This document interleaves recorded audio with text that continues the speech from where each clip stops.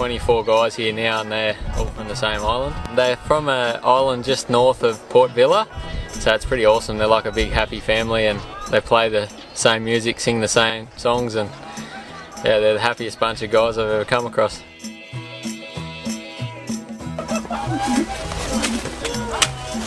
You're all from the same village working here in Gippsland? Yeah. I just live only on one of the island in Vanuatu called Lelepa. And when they come for me to make a food picking here, so I just come over to Australia to make some food picking. Back at home we usually play string band in the evening. It's like getting all the boys together every evening just for fun, just playing and singing.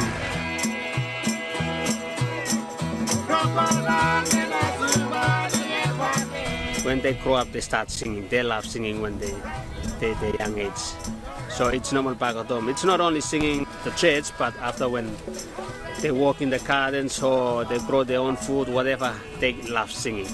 So it becomes a habit of their life.